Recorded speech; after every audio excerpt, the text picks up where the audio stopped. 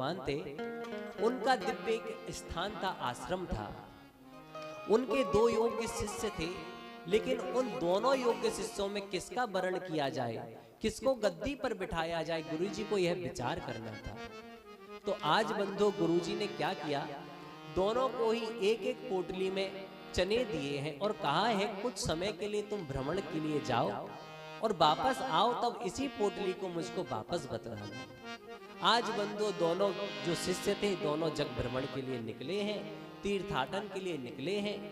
तो इतने में ही बंधु जब निकले हैं तो एक शिष्य ने क्या देखा है कि इस पोटली को मैं कहाँ रखूं, तो आज उसकी बड़ी बड़ी जटाएं हैं, अपनी जटा में आज उस पोटली को रखा है और अच्छी प्रकार से आज बंधु उसने अपनी जटा बांध ली है। सोच रहे हैं मेरे पास कोई जगह तो है नहीं है, जटा में रखी रहेगी तो सुरक्षित रहेगी, जब गुरुजी मांगेंगे तब उनको मैं दे दूंगा।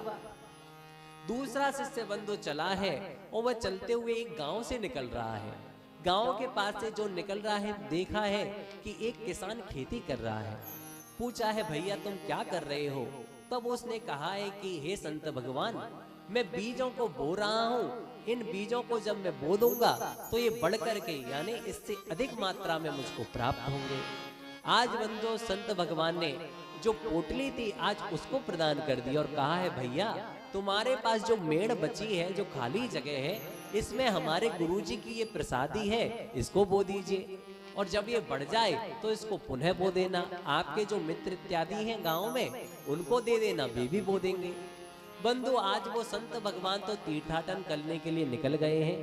जैसे ही 1 वर्ष पूर्ण हुआ है, गुरुजी का संदेशा दोनों को प्राप्त हुआ है। जो संदेशा प्राप्त हुआ है बंधु, जो जटा वाले तपस्वी ब्राह्मण थे, संत भगवान थे, वो भी गुरुजी के पास पहुंचे हैं, जाकर के दंडवत प्रणाम किया है। गुरुजी के पास में जो पहुंचे हैं, गुरुजी ने कहा है बेटा दंडवत तो बाद में करना, मैंने तुमको ध्यान हो तो एक पोटली दी थी, वो पोटली मुझको दिखला, वो पोटली कहाँ है। संत भगवान ने कहा गुरुजी आपने जो मुझको पोटली दी थी वो बिल्कुल सुरक्षित है।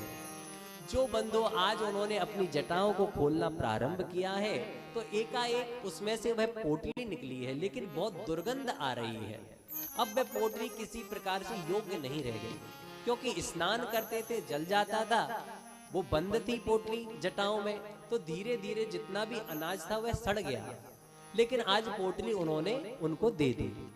जैसे ही दूसरे शिष्य का स्मरण हो आया है, अब तो वह पहला शिष्य कह रहा है अरे गुरुजी उनका कोई पता नहीं है, वो पता नहीं आएंगे या नहीं आएंगे।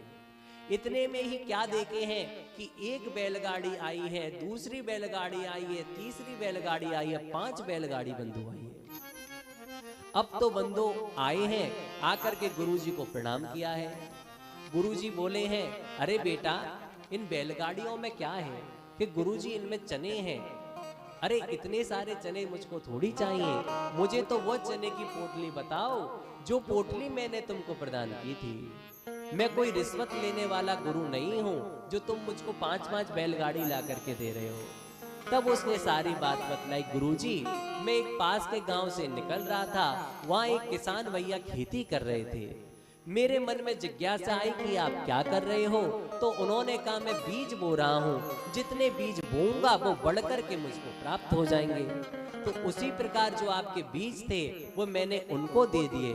6 महीने बाद उन्होंने पुनः उनके और मित्रों को दे दिए। इस प्रकार बढ़ते बढ़ते गुरुजी वही आपकी प्रसादी आज इन 5 बैलगाड़ियों में रखी हुई है, मैं मेरी तरफ से एक भी दाना नहीं है। गुरुजी प्रसन्न हो गए। कहने का तात्पर्य है कि गुरु का दायित्व है कि गुरु के द्वारा जो प्राप्त हो उस ज्ञान को शिष्य बढ़ाए। उसी प्रकार से पिताजी के द्वारा जो प्राप्त है धन संपदा, उस धन संपदा को बढ़ाए, अपनी कुल की जो रीतियां हैं उनको बढ़ाए, ना कि ऐसा करे कि जो पिताजी से प्राप्त है बेच बाच करके अपना जीवन यापन करे। आज बंधु यह बतलाया है, यहाँ पर व्यास जी महाराज ने दिव्य सदग्रंथ की रचना कर दी है। अब मन में सोच रहे हैं कि इस सदग्रंथ का अधिकारी कौन है। ये जो मैंने भागवत जी लिखी है, साक्षात गणेश जी ने इसको लिखा है, तो अब इसको किसको